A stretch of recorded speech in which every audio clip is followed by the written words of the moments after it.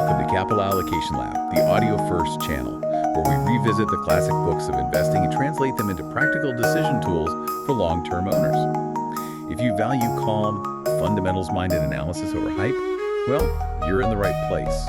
We are here to talk about enduring principles. Please subscribe and like to support more educational episodes. It helps us keep these lessons free and reach more serious investors. And just a quick but necessary educational disclaimer. This is educational content only. We're providing frameworks for analysis, not individualized investment, legal, tax, or accounting advice. Always consult a professional before making financial decisions. So today, we're undertaking something that I think is pretty critical. We're going to try and build something every serious long-term investor needs, but, rarely formalizes. An explicit information process. Exactly. And let's be clear, we are not talking about a stock screen here. Yeah. And we are definitely not talking about some one weird trick to beat the market. This is about building a disciplined, repeatable way to find the essential facts, verify them, and then use them to make better, less emotional judgments. That's so important. And we're basing this deep dive on Chapter 3 of the Investing Classic, Security Analysis, the one called Sources of Information. Mm-hmm. Graham and Dodd, they really laid out a foundation that is just profoundly true today. It really is. Their core idea was that an analyst's edge isn't, clairvoyance or getting some hot tip. Right. It's knowing where the objective truth tends to live in this just vast sea of data, and then having the diligence, the sheer willingness to go and do the work to pull it out. And we have to modernize this because the world they were writing in was, it was all printed manuals and mailed annual reports. Dusty filing cabinets. Widely. And now, fast forward to today, we have instant access to EDGR, to call transcripts, XBRL data stream. It's an ocean of alternative data. We have information overload, not scarcity. The tools we use to extract information have changed completely, but the central principle, that hasn't budged at all. Better inputs create better decisions. Always. If you feed garbage data into a brilliant model, you know exactly what you're going to get. Predictable garbage outputs. So let's be a little provocative right from the start. I think the average investor probably spends, 90% of their time worrying about the price of a stock? At least. And maybe 10% of their time understanding the contract they actually signed. If that. Today, we're flipping that equation. Good. So here's the map for our discussion. We've organized it into 3 major buckets of information, and it's all going to build up to a concrete playbook you can start using this week. Okay. First, we're going to tackle the terms of the security, what you actually own contractually, and the bundle of rights that comes with it. The contract.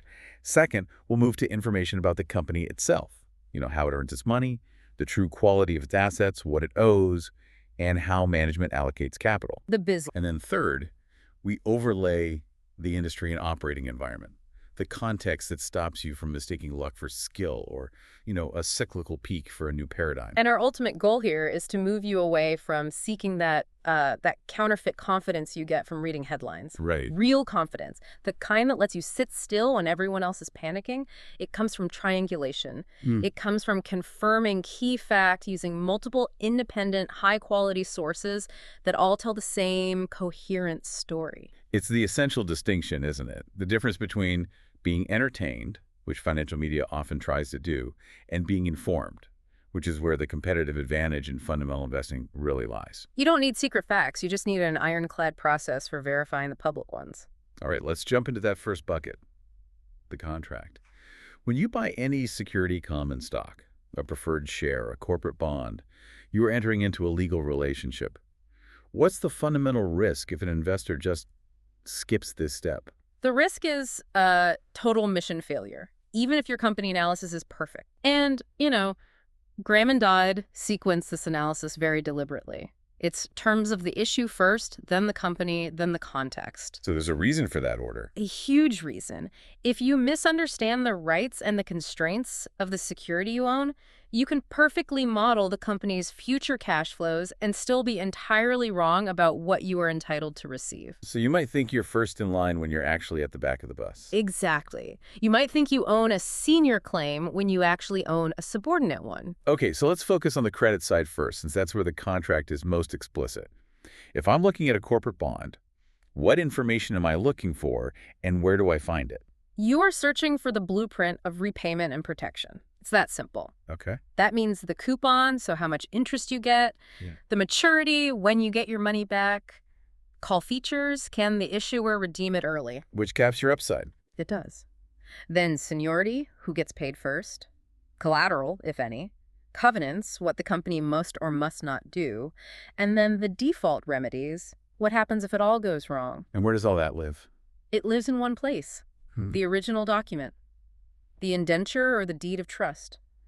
And this is so critical because, as the chapter states, summaries from data services or even the short form prospectuses, they're convenient, but they always miss the critical clause. The one that only matters when things go bad. The one that only matters when you're in a distressed scenario. That really resonates in the modern world. You see investors relying on a colorful term sheet, and it's like reading the Cliff's Notes of a 300-page legal thriller. That's a great analogy. The term sheet gives you the coupon rate, sure, but it's not going to give you the specific language around, say, restricted payments. No way. And the modern debt landscape is where that legal nuance becomes truly dangerous. In today's high-yield market, the real gotchas live in the details of the credit agreement. Okay, so what are we talking about there? We're talking about definitions. What constitutes a permitted restricted payment? How are change of control puts triggered?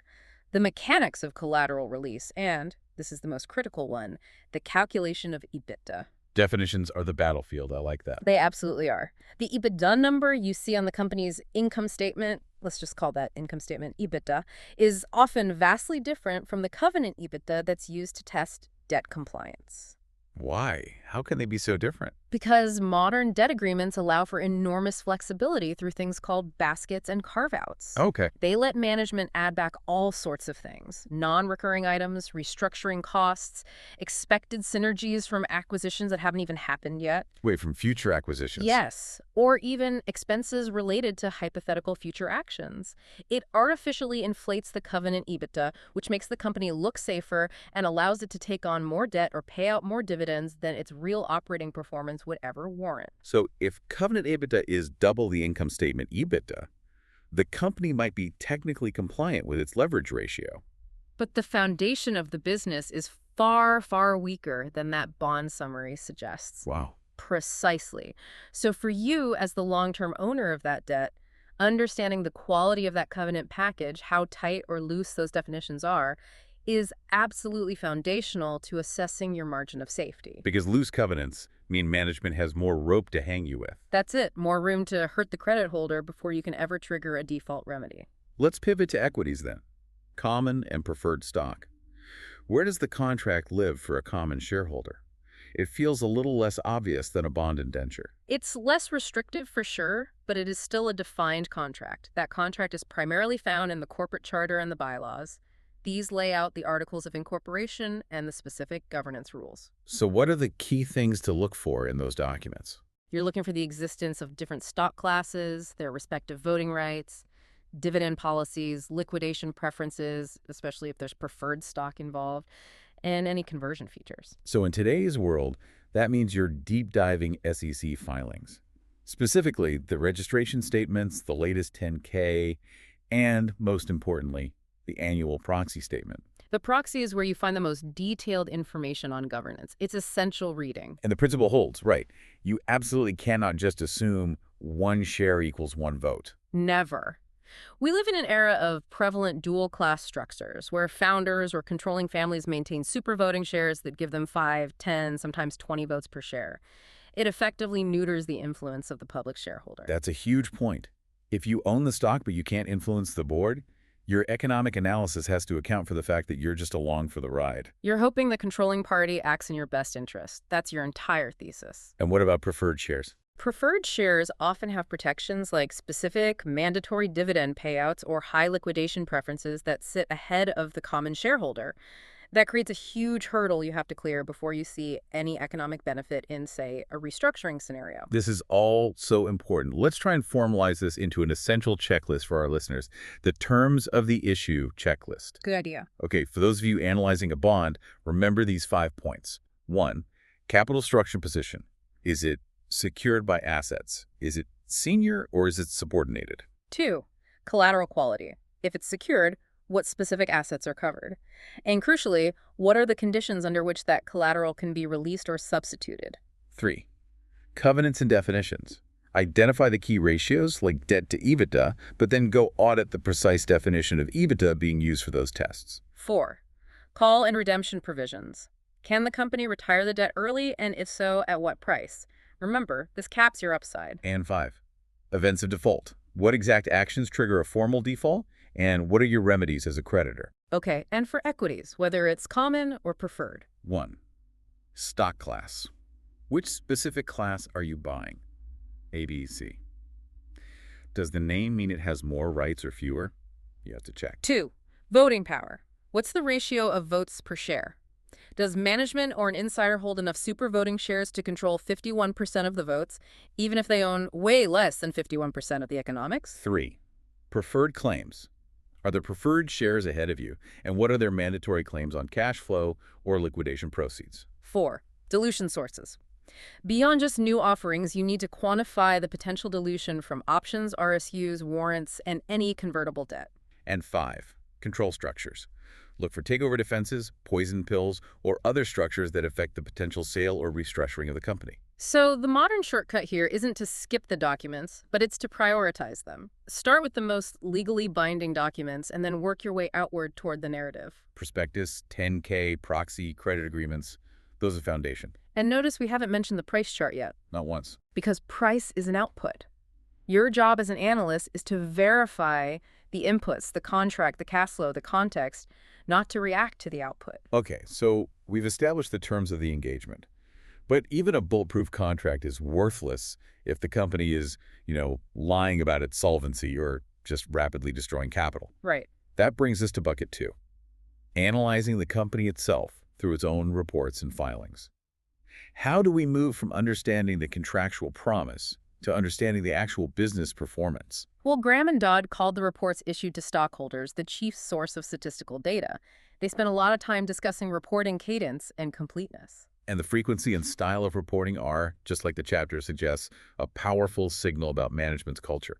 Some management teams really see transparency as a core part of their partnership with owners. While others see it as a painful mandated compliance exercise. And we see that behavior pattern repeat, just in modern form. Historically, regulated industries like railroads or utilities had to report monthly, sometimes even weekly, operational data. Industrials were all over the map. Today, almost everyone reports quarterly. But you still see those cultural differences shine through. In good times, you get key metrics, glossy presentations, frequent updates. And when times get tough, Those metrics quietly disappear. Definitions shift. Management's focus shifts to highly adjusted numbers. That inconsistency is a huge red flag. so if a company changes its primary reported metric, the first question shouldn't be, why did the stock drop? No. The question should be, what changed in the underlying economics or in management's incentives that forced them to stop reporting the old metric? That's the real question. And to manage all this, we need a credibility filter. We categorize company information into 3 layers. Layer 1 has the highest credibility. These are the official, often audited filings. The 10K, the 10Q, the 8K for material events, and the original registration statements. The reason they're high credibility is that they carry the highest legal accountability. Okay, so layer 2 is management commentary.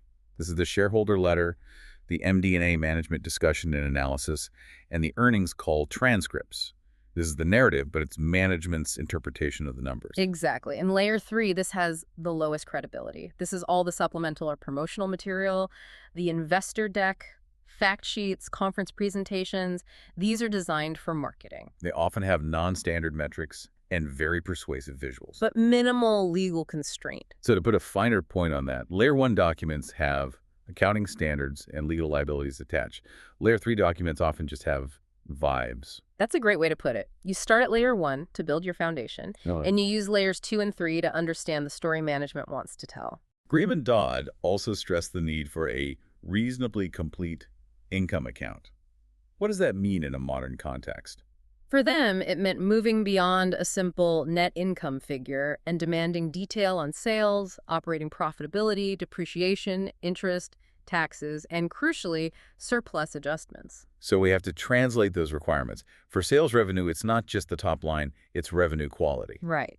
Is it recurring subscription revenue or a one-time product sale? Is growth from price or volume? What's the segment mix? And net earnings before later items? That's basically operating profitability. Yeah. The recurring, sustainable profit from the core business before financing and taxes. And depreciation and depletion are a constant reminder that accounting earnings are not cash flow. They're an estimate of capital consumption. Yeah. If depreciation consistently trails the actual cash needed for maintenance capex, the reported earnings are just overstarted. And non-operating income in detail is still where all the one-time stuff hides. Sale of a subsidiary, gains on hedges, legal settlements, you have to isolate those to find the true sustainable earning power of the business. And their emphasis on surplus adjustments is so relevant today. This category captures everything that changes owner's equity that isn't simple net income or dividends. So buybacks, new equity issuance, That and big one, stock-based compensation. the big one, stock-based compensation, or SBC, is a perfect modern example of a real economic cost that often gets swept under the rug as a non-cash expense. But it is a cost. It is a cost. It's a form of compensation that dilutes existing owners.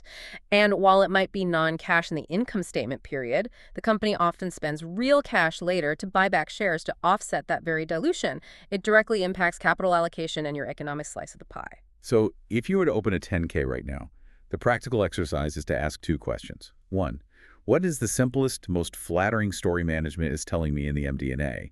And two, what omissions, line items, or footnotes actively complicate that simple story? Because omissions are information. Historically, companies might have omitted sales or depreciation. Today, they omit unit economics. How so? They'll give you revenue and adjusted EBITDA, but hide the fact that customer acquisition cost is rising faster than lifetime value. They'll highlight profitability while the balance sheet shows deteriorating working capital. The ultimate goal, then, is moving toward what you could call owner-aware accounting. I like that term. We aren't just asking if management hit the consensus EPS target. We're asking, did this business actually create real, durable value for the common shareholder after maintaining the asset base, after compensating everyone, and after honoring all capital claims? That's the only question that matters. So the serious investor has to get comfortable with the 10K and the 10Q.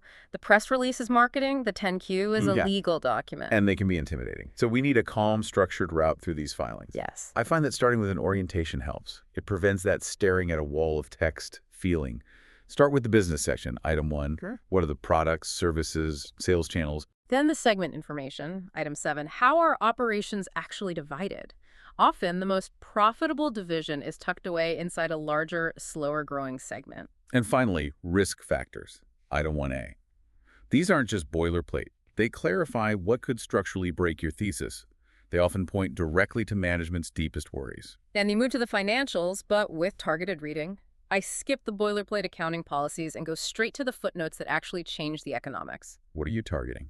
Revenue recognition. Are they recognizing sales before cash is received? Leases, debt, pensions, stock-based compensation, acquisitions, and contingencies like legal battles. And the debt footnotes, as you mentioned earlier, need their own deep dive. You need to map out the maturity schedule. When does the debt come due? Right. And understand the interest rate exposure.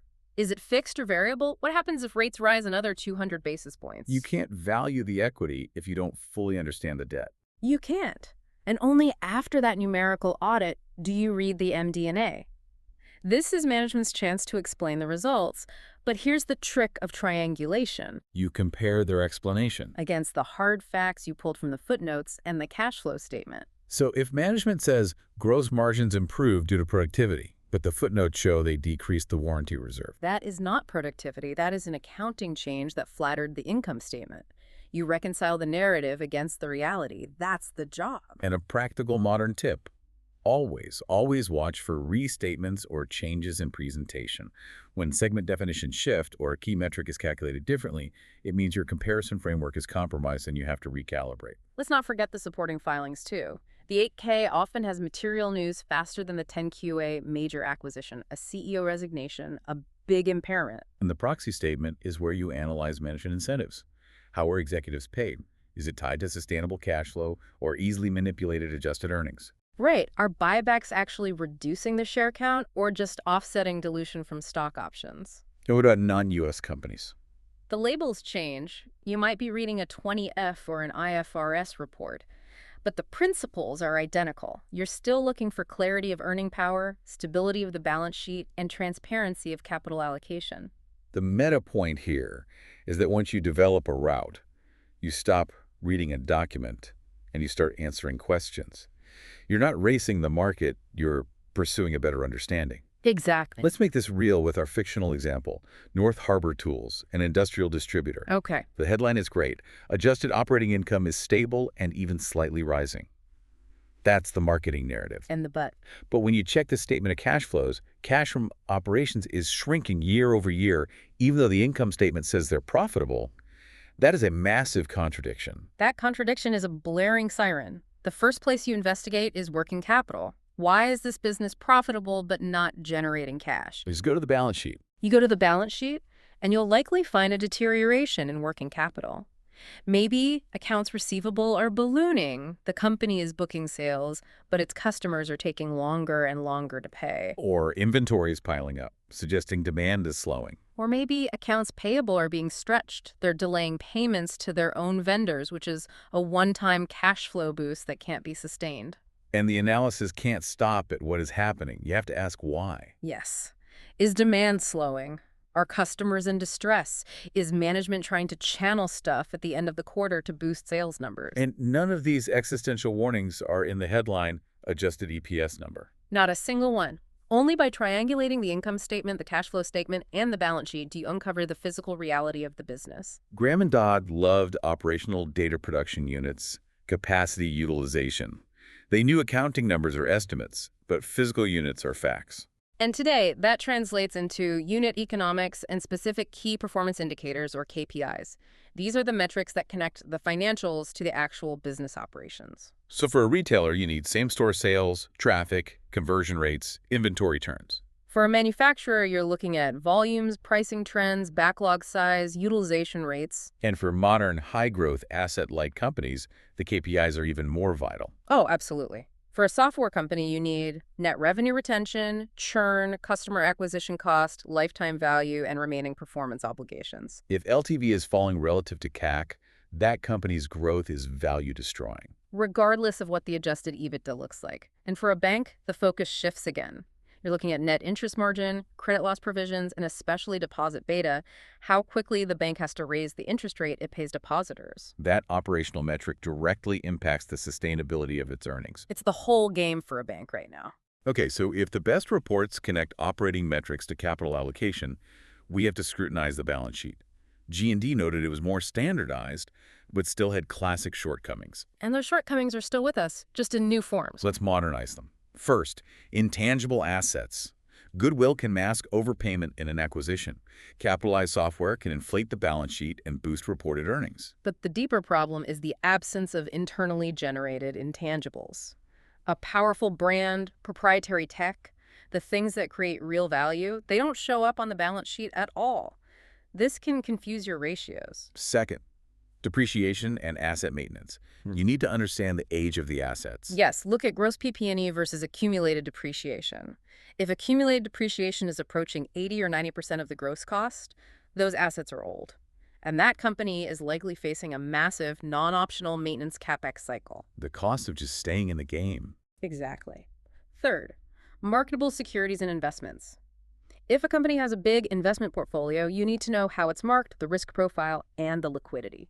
Unrealized losses can suddenly become a very real problem. Fourth, reserves and contingencies. Today, this includes warranty reserves, restructuring reserves, legal liabilities. And if these reserves are vaguely defined, they can be used to manage earnings. The infamous cookie jar reserve. Over-reserve in a good year, then dip into it in a bad year to smooth out profit. Fifth, treasury stock and share count. This is essential.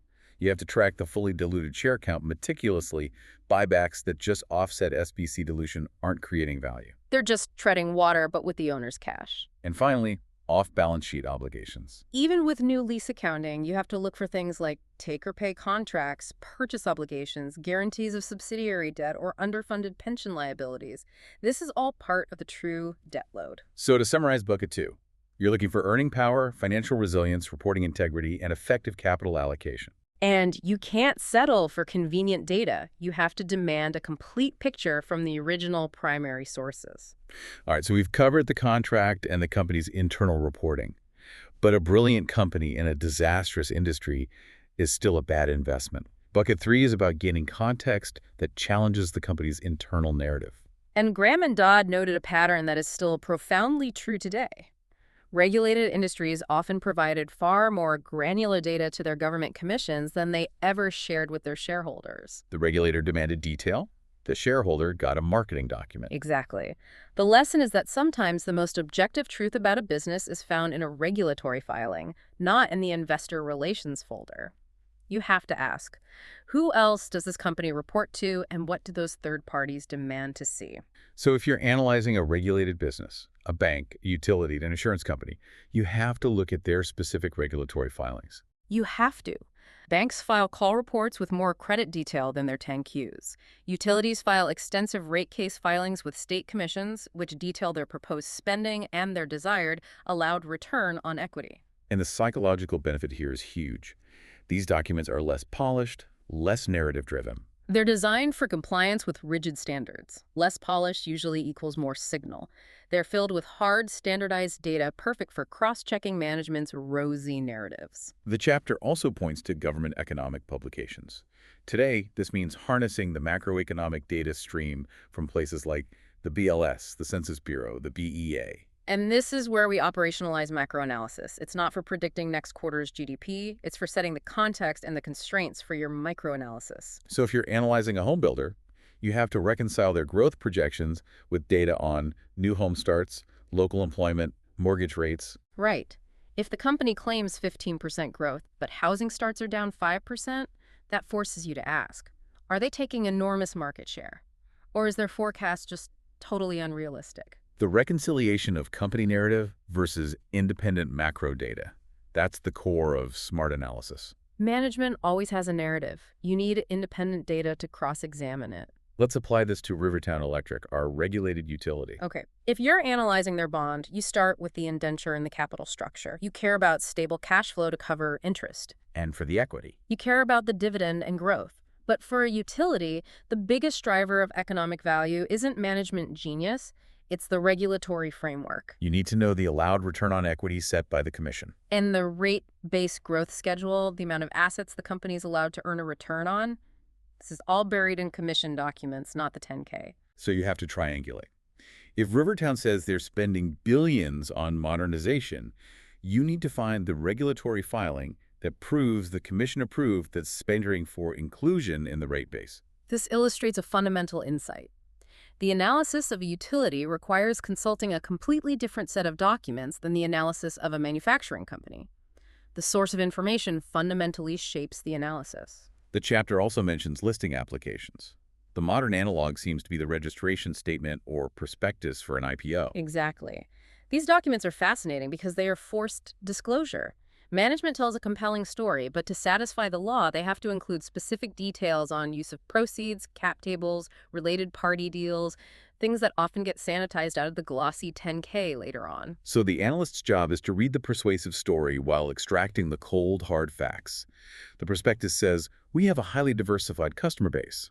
And you immediately go to the footnotes or risk disclosures that are forced to quantify that. And it says, our top 5 customers accounted for 30% of revenue last year. That quantification is the truth you build on. Okay, finally, let's talk about the most common source of daily information. Statistical services, terminals, data APIs. Graham and Dodd's caution here is more relevant than ever. These services are convenient transcriptions and interpretations. They are not the primary source. They can misclassify data, use non-standard definitions, or just miss a critical footnote. This is why we need the modern two-source rule. If a number is material to your investment thesis, revenue, debt, share count, you must confirm it in the primary filing. Treat anything you pull from a data platform alone as provisional, and you must maintain strict definition hygiene. Meaning? When a data platform shows you free cash flow, you need to know exactly how they calculate it. Is it operating cash flow minus all CapEx? Just maintenance CapEx? Do they adjust for stock-based comp? If you let someone else define your key metrics, you are delegating your judgment. If you don't define it, you don't own it. Which brings us to a final philosophical point from the chapter. Requesting direct information from the company. Right. G&D remind us that stockholders are owners and employers of the officers. You are entitled to legitimate answers. Now, in practice, fair disclosure rules prevent selective disclosure of material information. but the quality of the non-material information you get, a clarification on a segment definition, for example, and the way management responds is highly informative. An evasive, defensive, or unclear response is itself information about the culture. Absolutely. And you should always ask questions that illuminate economics, not marketing. Ask about unit economics over a full cycle. Ask about the split between maintenance and growth CapEx. Your goal is to reduce uncertainty, not to win an argument. Okay, we've identified the 3 buckets of information. Now, the challenge that Graham and Dodd didn't really face is the overwhelming volume. When information was scarce, the job was access. Today, it's abundant, so the job is selection and processing. And that analysis can easily turn into anxiety. You can pull 10 dashboards and 100 opinions in 5 minutes. This flood of data creates an emotional fatigue that makes people revert to the easiest, most accessible data, price, and headlines. Which is the least important data. Exactly. So we need a deliberate information diet. We need to implement source control. I like that phrase, source control. First, source categorization. You have to separate your sources by credibility. Primary sources are the filings, contracts, audited statements. The truth. Secondary sources are reputable data platforms, transcripts, serious research notes. That's the map. And tertiary is the commentary, social media, hot takes. The noise. Primary sources build the intellectual foundation. Secondary sources help you navigate. Tertiary sources are optional and must be time-boxed. If the tertiary data is changing your emotional state more than your factual understanding, shut it down immediately. Okay. Second, a simple research calendar. Formalize when you engage with primary sources. Quarterly. Read the 10Q. Skim the earnings transcript. Annually. Do a deep refresh. Read the 10K using our learning route. Read the proxy. Do a full capital allocation review. And event-driven. Immediately review relevant 8Ks for things like acquisitions. Third, keep a definitions page. This is so important. For every company you follow, write down your formula for free cash flow, owner earnings, net debt, invested capital. Don't use a data platform's definition unless you've rigorously verified it yourself. And fourth, keep a contradiction log. This is a crucial tool for learning about management integrity. Explain that. Whenever the press release contradicts the 10Q, whenever the CEO's tone contradicts the cash flow statement, or whenever a data platform disagrees with your primary audit, you log it, you research it, and you resolve it. Over time, this log becomes a powerful record of which management teams are reliable. And where they tend to manage perception. That's brilliant. Remember, the goal isn't maximum information. It is the minimum necessary information required to make a high-quality decision. That efficiency is a competitive edge. Okay, let's pull it all together into an 8-step playbook. This is your repeatable information stack. Think of it like building an airtight case in a courtroom. I'm ready. Step 1. Define the security. Read the key sections of the prospectus, indenture, or charter. Define your rights and claims. You must know what you own, contractually. Step 2. Build a 5-year snapshot. Create a standardized table of the income statement, balance sheet, cash flow, and share count using only primary audited filings. This establishes your numerical baseline. Step 3. Reconcile earnings to honor economics. Adjust reported net income for maintenance CapEx, working capital movements, stock-based comp, and non-recurring items. Find the true cash flow available to owners. Step 4. Map the capital allocation policy. Analyze the flow of cash, reinvestment, acquisitions, debt paydown, dividends, buybacks, and evaluate it. Did their choices increase the value of the business per share? Step 5. Stress test the story. Use your industry and macro context from bucket 3 to test the business against shocks. What happens if interest rates rise? If they lose pricing power? Does the balance sheet survive? Step 6. Read management commentary with a skeptic's empathy. Understand what they're incentivized to say, but verify every material claim against the numerical facts you've already gathered. Step 7. Write a 1-page memo. This is critical. Crystallize your thoughts. Thesis, drivers, risks, valuation, and specific triggers that would make you change your mind. The memo is protection against future emotional behavior. And step 8. Update the memo only when facts change. Do not update your conviction when price or sentiment changes. Only re-engage the research cycle when new material information, a new 10Q, and 8K requires you to modify your assessment of the facts. To make this stick, let's identify the common traps investors fall into. Failure mode 1. Confusing availability with importance. The easiest data, like the daily price, is the least important. The critical data, like covenant language, is buried. You have to actively fight that bias. Failure mode 2. Relying on a single source.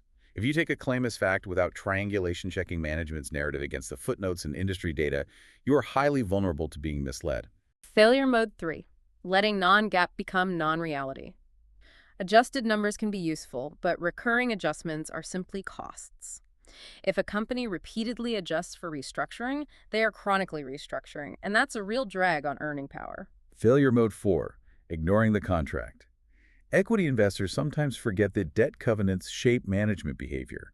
If management is constrained by a tight leverage ratio, they will sacrifice profitable opportunities to stay compliant. And failure mode 5. Forgetting numbers are outputs of choices. Accounting rules are choices, not laws. If you compare two companies that use different depreciation methods, you're not comparing apples to apples. You have to adjust for consistency. Let's bring it full circle. If there was one core insight to take away from this deep dive, it's that fundamental investing is an information discipline. Your true edge is not speed of reaction. It is the accuracy and completeness of your underlying knowledge base. That's it. Chapter 3 of Security Analysis is the enduring instruction manual for how to act like a true owner and analyst in any market. You have to know the explicit terms of ownership, use primary sources for the company and independent sources for context, and always treat convenience in the form of summaries and data platforms as a map, never as the verified truth. By building this robust, reusable information stack, by formalizing the process of verification and triangulation, you make your investment decisions less emotional and more durable. You stop reacting to the transient noise and start confidently updating a thoughtful, coherent picture of reality. Thanks for joining us on Capital Allocation Lab. If you found this useful, like the episode and subscribe. It really helps us keep these lessons free. We covered a lot today: earning power, capital structure, balance sheet strength. Next time, we could tackle how to interpret the margin of safety, or dive deep into the debate over ROIC versus ROE, or the mechanics of owners' earnings adjustments. Leave a comment below or send us a message with the concept from the classics you want us to unpack next. We'll see you soon.